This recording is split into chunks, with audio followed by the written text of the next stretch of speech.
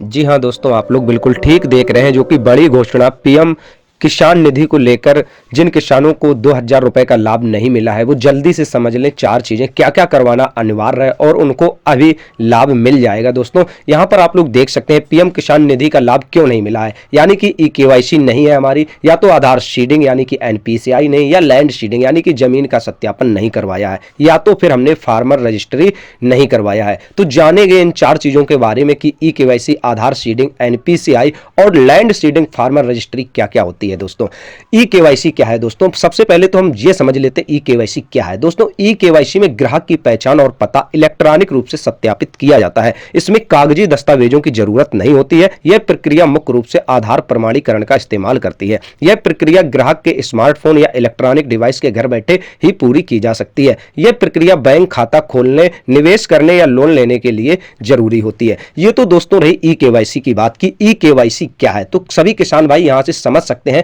कि e KYC क्या है और हमें क्यों करवाना आवश्यक है। ई केवाईसी हर चीज में मैंडेटरी हो चुकी है, अनिवार्य है। हर चीज में, हर किसी फार्म हो या कोई भी सिस्टम हो, ई केवाईसी अनिवार्य होती है। अब बात करते हैं दोस्तों आधार सीडिंग की। यहां पर आप लोग देख रहे होंगे आधार सीडिंग यानी कि एनपीसीआई, दोनों एक ही चीजें हैं।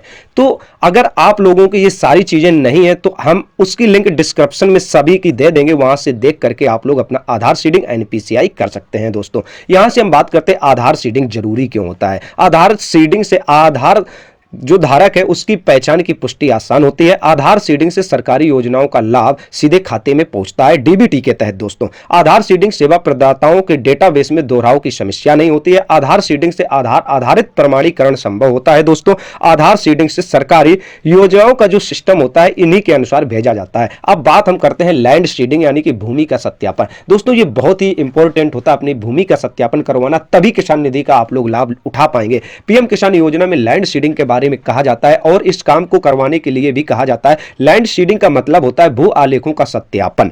इसमें योजना से जुड़ने वाले किसानों को अपनी खेती योग्य भूमि का वेरिफिकेशन करवाना होता है और इन्हें लिंक करवाना होता है। या तो आपको किसान निधि इसी वजह से नहीं आई होगी, आपका भूमि सत्यापन नहीं हुआ होगा। दोस्तों फार्मर रजिस्ट्री क्या होती है? चौथे नंबर की हम बात कर लेते हैं। दोस्तों फार्मर रजिस्ट्री, किसान कार्ड जिसे बोलते हैं, इसका उद्देश्य जो है किसानों को एकत्रित करके उनकी जानकारी को डिजिटल रूप से रजिस्टर्ड करना होता है। इस पोर्टल के माध्यम से राज्य के सभी किसानों का डेटा एकत्रित किया जाता है ताकि उन्हें सभी सरकारी योजनाओं का लाभ मिल सके। तो दोस्तों अगर आप लोग अपना लाभ लेना चाहते हैं, 2000 रुपए का लाभ लेना चाहते हैं, तो आप लोग चारों चीजें का स्टेटस कैसे देखेंगे, कैसे क्या क्या करेंगे, हम आपको यहां से लिंक दे देंगे। और ये तीन चीजें यहां पर दी हुई हैं और फार्मर रजिस्ट्री का ऑप्शन भी आ जाएगा। ये तीनों चीजें टिक होनी चाहिए। दोस्तों यहां बात करते हैं पीएम किसान 19वीं किस्त 24 फरवरी को रिलीज कर दी गई थी। यहां पर आप लोग देख सकते हैं दोस्तों। तो आप लोगों को अगर लाभ लेना है, पीएम किसान सम्मान निधि योजना की 2000 रुपए का लाभ लेना है, तो आप लोग कैसे इन सब चीजों को करेंगे, उनकी सारी लिंक हम अपने डिस्क्रिप्शन में दे देंगे। वहां से जाकर के आप अपना आधार सीडिंग, ई केवाईसी या फार्मर रजिस्ट्री और अपना पूरा स्टेटस देख सकते हैं कि हमारा स्टेटस क्या क्या शो हो रहा है। तो Aadhaar seeding, bank NPCI, e KYC, farm registry और लैंड सीडिंग कैसे चेक करते हैं, कैसे क्या क्या करते हैं, जानिए पूरा विवरण इस वीडियो से।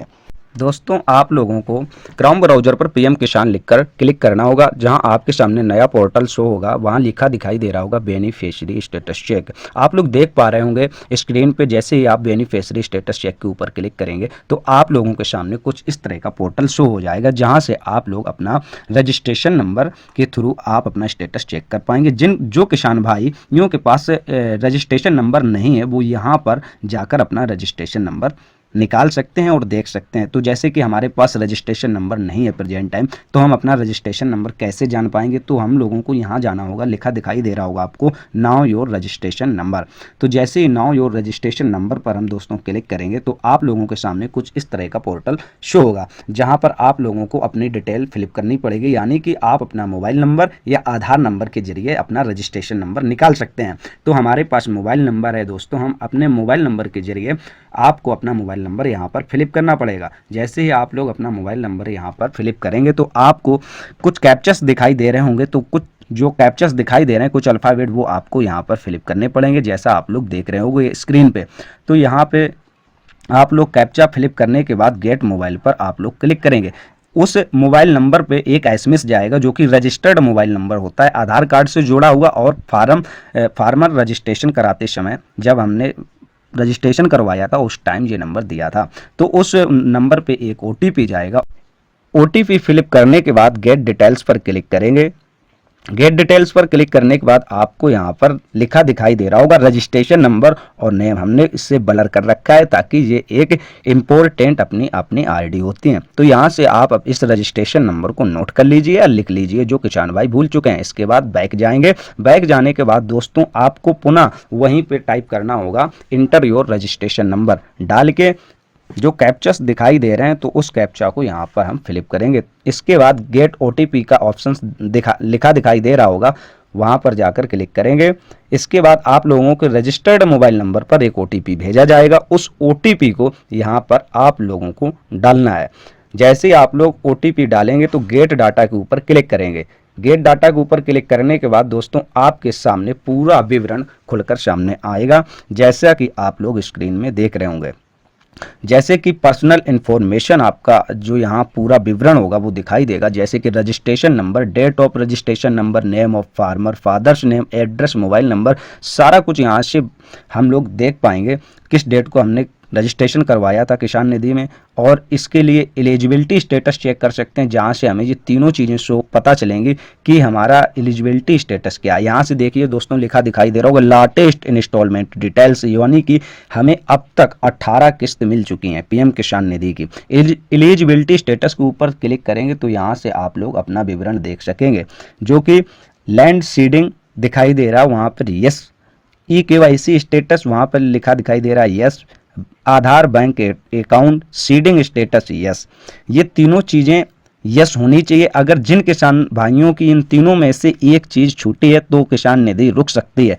इन तीनों चीज़ों के बावजूद अगर आपका किसान कार्ड नहीं बना है, अगर आपका फार्मर रजिस्ट्री कार्ड नहीं बना है, तो दोस्तों आपकी 19वीं इंस्टॉलमेंट रुक सकती है। तो दोस्तों आप लोगों को कहीं जाने की ज़रूरत नहीं, आप लोग घर से अपने ही मोबाइल से किसान कार्ड बना सकते हैं और फार्म रजिस्ट्री कर सकते हैं, फार्मर रजिस्ट्री कर सकते हैं। तो दोस्तों आप लोगों को हम इस वीडियो में नीचे डिस्क्रिप्शन बॉक्स में एक लिंक दे देंगे, उसको देख करके आप घर बैठे अपनी फार्मर रजिस्ट्री कर सकते हैं और PM किसान निधि की 19वीं इंस्टॉलमेंट का लाभ ले सकते हैं। तो जी हाँ दोस्तों, अगर आप लोगों ने अभी तक हमारा चैनल सब्सक्राइब नहीं किया है तो कृपया सब्सक्राइब कर लें, लाइक शेयर कमेंट किया करें ताकि आने वाला वीडियो आप सभी तक सबसे पहले पहुंचे। जय हिंद दोस्तों।